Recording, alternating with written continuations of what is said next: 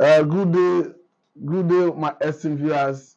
This is MB Media Affairs, where we digest the political happenings in the Nigerian political landscape.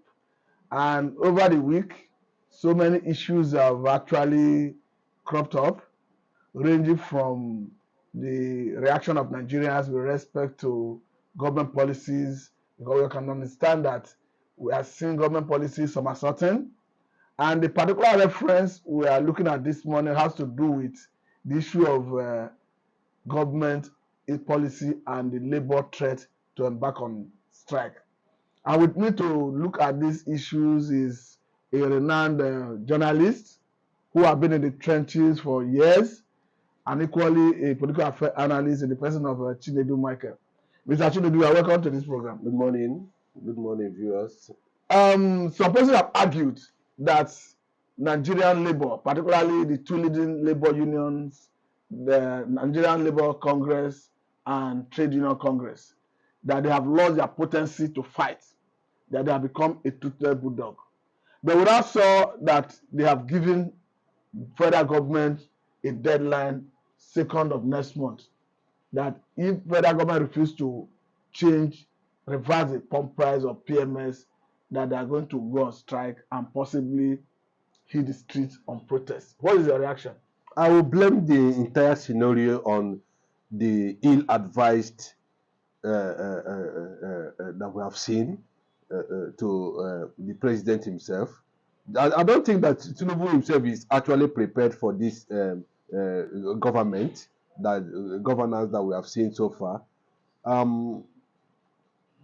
What we are seeing happening in the Nigerian Labour Congress is as a result of, I think they are trying to cash in on several decisions that Tinubu made that has not really have a direct positive effect on Nigerians. So the Labour is trying to cash in on that. Remember before, when Buhari was there, they said because the Tinubu did not get to Buhari, and that's why Buhari did not advise Buhari. It was not part of Buhari's consultation or whatever, and that was why Buhari failed. But if I may jump in here, Mr. Chinedu, sorry. Some people have argued that during the electionary campaign, both PDP, Labour Party, and APC, all their candidates promised or made stand for subsidy removal, and that some persons have argued, would a P2B article have done it better? From all the things they presented during their campaign and all the talk shows with witness, and Obi was very outstanding. I respect, if Obi has come in as the president of Nigeria, I'm not talking about Atiku. These are the people who has been part of the looting, the subsidy, and whatever, the rubbish until Jonathan came and the revelation came. And these people, I remembered what Tinubu said about Jonathan during that era. But that's in the past now. What we are saying is that Tinubu should understand what we mean by production, a productive economy. That is one. Tinubu should understand that if actually you want to remove subsidy, there are certain things you need to do, not by 8,000 naira, 1,000 naira, 2,000. How many people are you going to be? The man has just messed up the system. That's why I said, if NLC knows what to do, they want to cash in on his the loopholes he mistakenly or whatever he has created. They should cash in on that. But that notwithstanding, I am in support of the removal of fuel subsidy, because, my brother, go and do a thorough investigation. You find out that Nigeria NNPC Limited, they say they are limited now. If you are aware, they are limited now. I'm aware. Let them come out and publish those who have been benefiting from subsidy. Let Nigerians know who are the beneficiaries of subsidy for how many years now. That robbery, that looting, that drain pipe has been in the national treasury for years. But again, I'm coming. That notwithstanding, two, who are the partners in crime in the matters that has to do with fuel subsidy? Is the government involved? We need to know all these things. Now, remember that Tinubu said he does not know there's nothing like subsidy few years ago. And all of a sudden, during his campaign era, he was talking about the removal of subsidy and all that. And he came, he did a mess of the the pattern or the system he is supposed to apply to remove the subsidy without having a direct effect. But Mr. Chinedu, somebody will tell you that he's a innocent president, having accepted to review the 8,000 palliative that is meant for the vulnerable after Nigerians complain that it is grossly inadequate. Oh, but it's unfortunate that Nigerians are gullible at this point in time. That the likes of Tinubu cannot come and deceive me. I have been a victim of the harsh economy of these people over the years. There's nothing that anybody can tell me.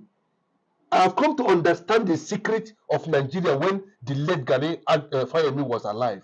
I had a direct conversation with him. And certain things under SCP, certain things were being defined. You see it clearly that Nigerian system and leadership is purely a fraud.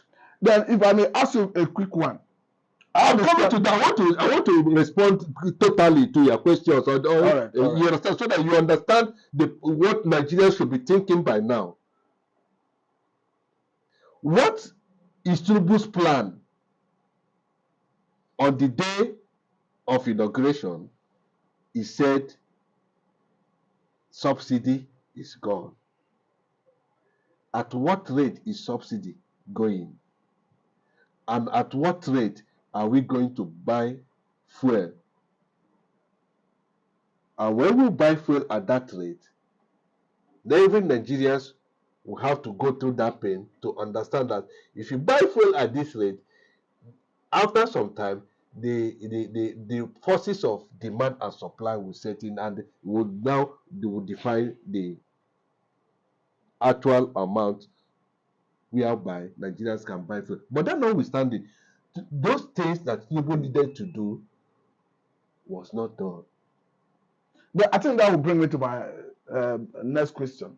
Because some people have argued that the unification of Naira at the official window that saw Naira crashing against dollar heavily is a major blow to Nigerian economy that exposes Nigerian economy to serious volatility. Because as we speak, we used to have a in window where federal government will give you dollar rates, exchange rate at the rate of 471 Naira to a dollar if you are importing for production like flour and other things that have to do with production.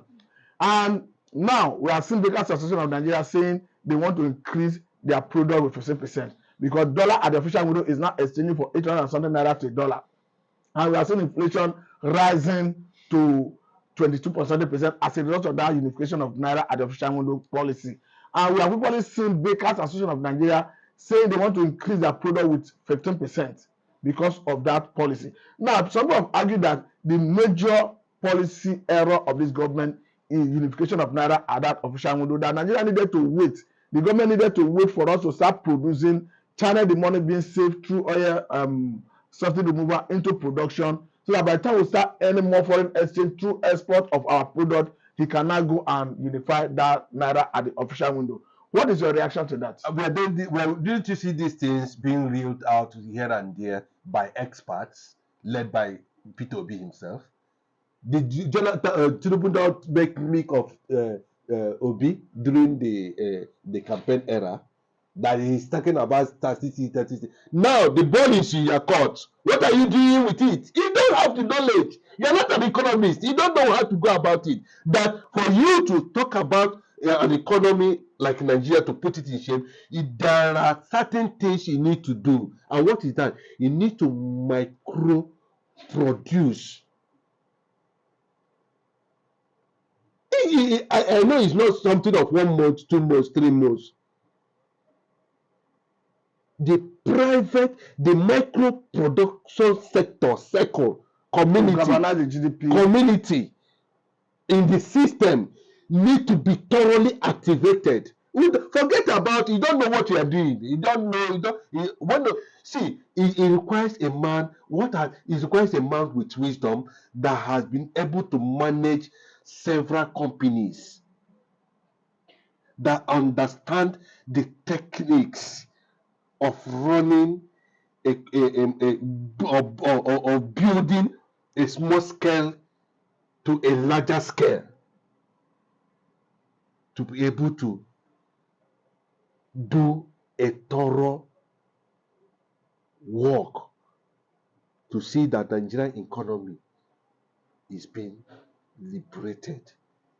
Now that we you should understand what Yes, I understand. I don't want to start going maybe whether what is happening in Russia has an effect, whatever is happening in Ukraine has an effect, or all these factors has an effect, IMF effect, World Bank effect on Nigeria. That was why no. You are a leader. Nigeria is a sovereign nation. If you actually mean well, you don't need to say, okay, ask out. They say that the fuel pump now is heading to 1,000 naira. No, now that will even take me to my next question. Now that because I've even read about imported vehicle, that tariff being increased by 40% or so, and as such, importation of vehicles have dropped in Nigeria. That have even affected Nigerians' earning through import tariff. So now that this policy is somersaulting, is it a thing you encourage government to have a rethink and change the policy? The problem I'm going to have is, now that he has made his ministers list public, these are the people that will have seen over the years. All his policies. We know some of them failed in their respective states. The same Tinubu is behaving like a half-baked Democrat. It's unfortunate. When you mean some of them have failed, I understand they have not been assigned ministries, and maybe according to the chief of staff to the president, Femi Gbajàbíàmílà, that the reason the president did not assign portfolio at this level is to have a thorough appraisal of all the nominees, that he may at the end of the day change his mind on a particular person with respect to a ministry the person will head. So are you thinking that the government will get it right by the time they apportion portfolio to the ministers? We have seen these things happen before now. We have seen the same stories you are talking about being repeated over and over again. We have seen all manner of names called, all manner of reasons given. At the end, what happens? We didn't get Nigerians to benefit anything from them. The same thing is repeating, and you are telling me that the government is doing that. We don't need all these men that have sat without adding value to the Nigerian system. What I expected somebody like Tinubu to do is that,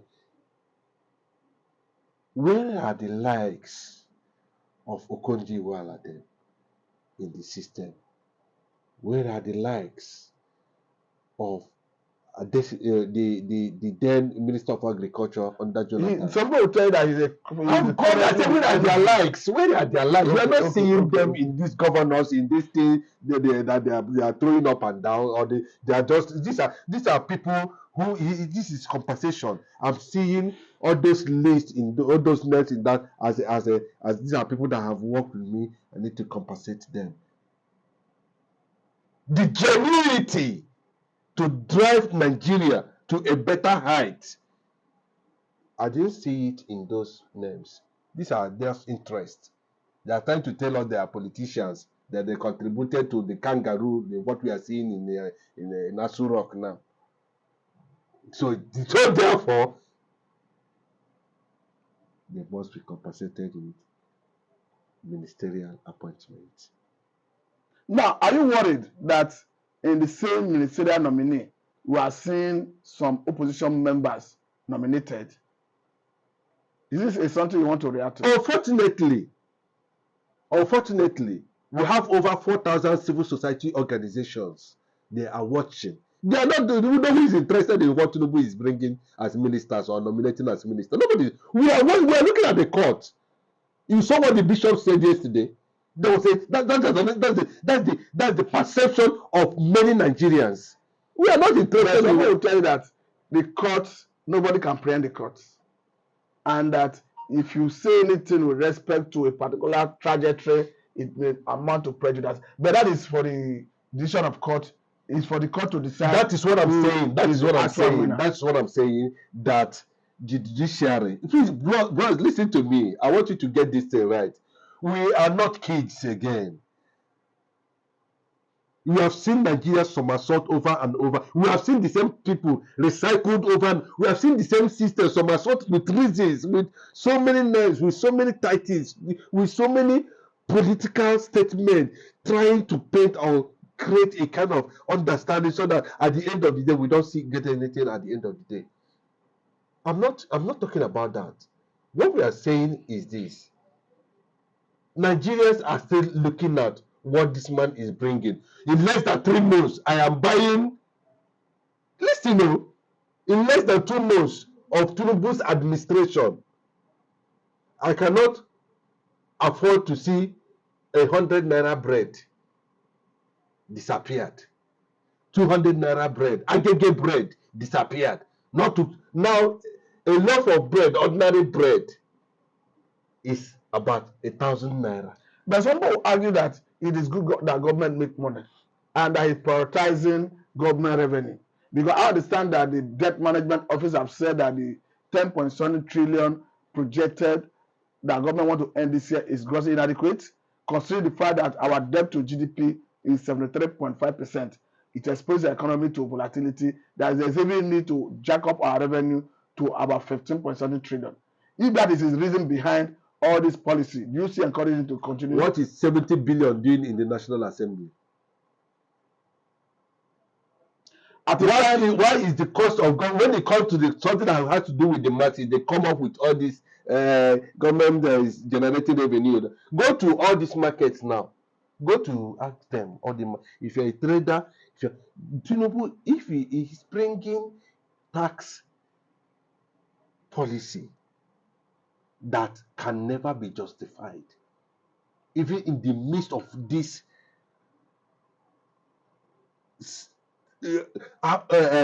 policies that has brought so many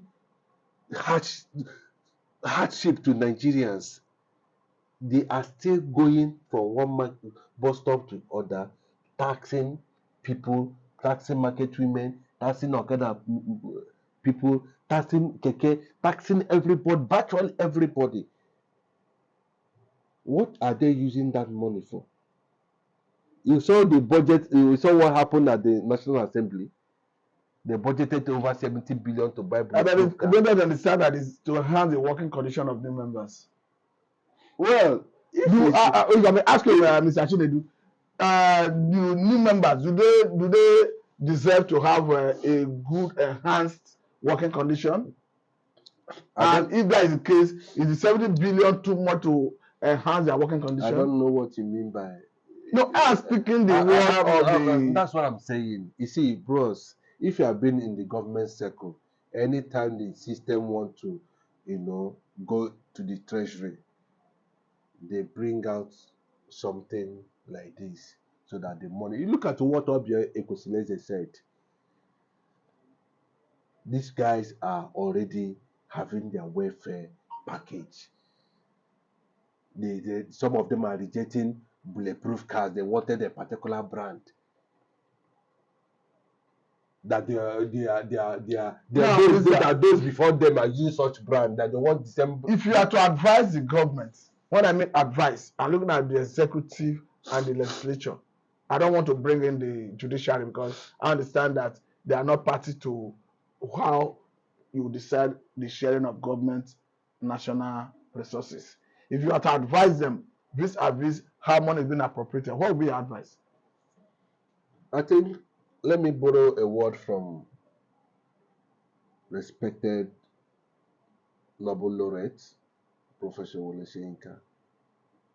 When this type of question was asked by a journalist, you know what Wole Soyinka said? No. Okay. He said, cut down. You see the word? He said, cut down on expenditure, cut down on the budget of governance, cut down on some of these things that has nothing to do with the direct dividend to the masses. You see somebody say he's sitting in the National Assembly, there's a budget for him to sit down. If there's no budget, he can't sit down in the National Assembly. All those kind of things should not be had. The government should cut down on expenditure. I think that is a good place to let it go. Cut down on government expenditure. Thank you for your in-depth analysis, because we are not going to end it today.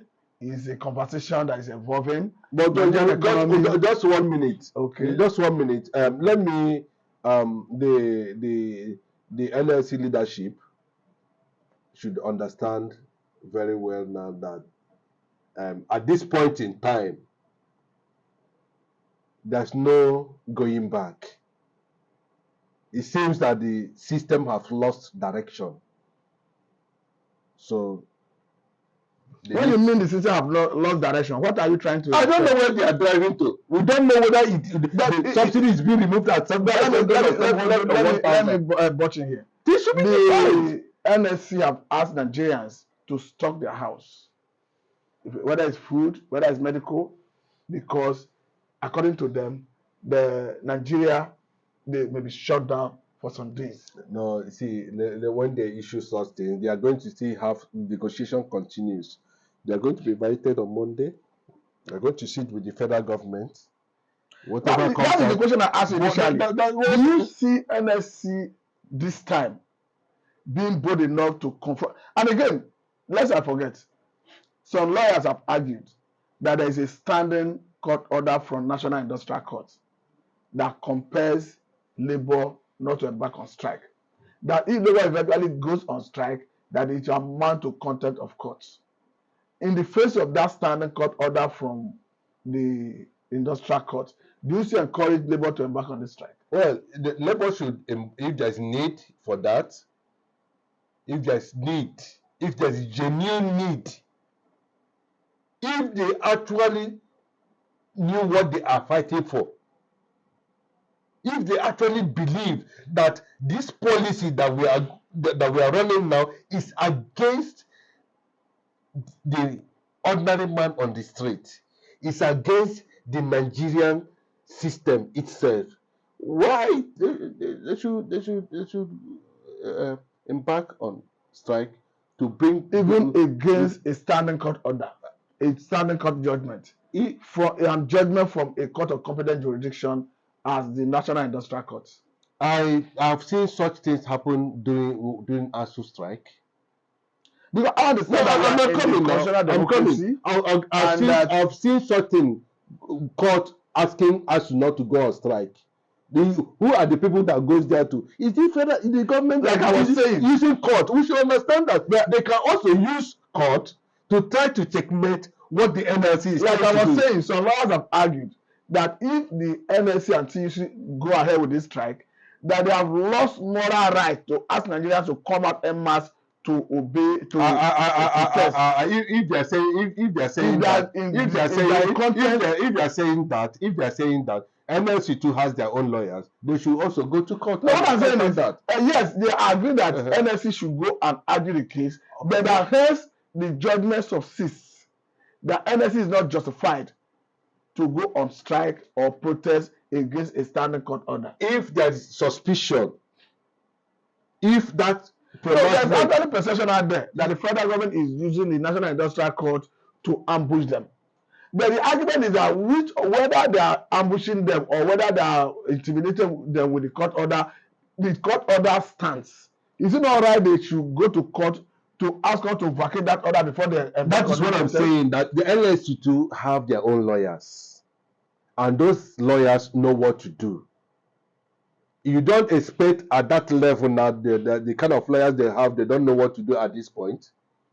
If the lawyers, the legal team have advised them thoroughly, very well, that they should embark on strike while they go to court to try to, you know, um, uh, uh, uh, argue the case based on what the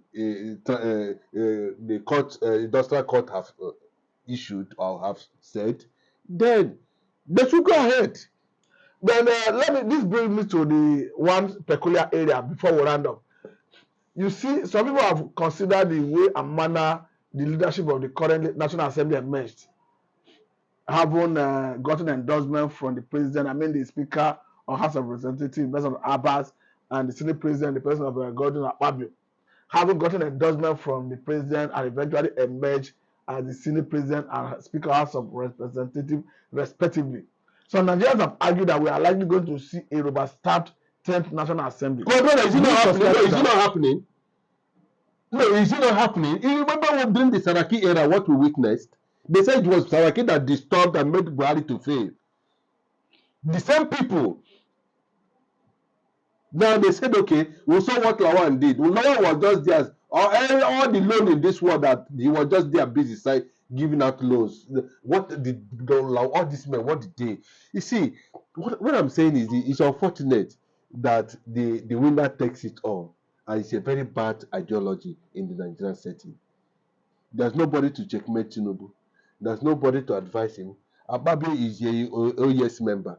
Name them, all of them. They were single-handedly picked by Tinubu. And that is why you see what is happening in the APC National Working Committee. The executives are resigning. They're going there. They want to understand the system. But some people tell you that even as they resign, that the former national chairman, the President Adamu, and the former national secretary, President Omisere, visited Mr. President recently, and they got the audience. The Mr. President gave them audience. So for that extent, they tell you that there is no rancor. No, giving them audience, and did they return Adamu back to his position? Let me tell you, you know how politicians behave. They want to paint a particular scenario, but deep down, they know what they want to do. You see, what is happening there is very clearly the element of Lagos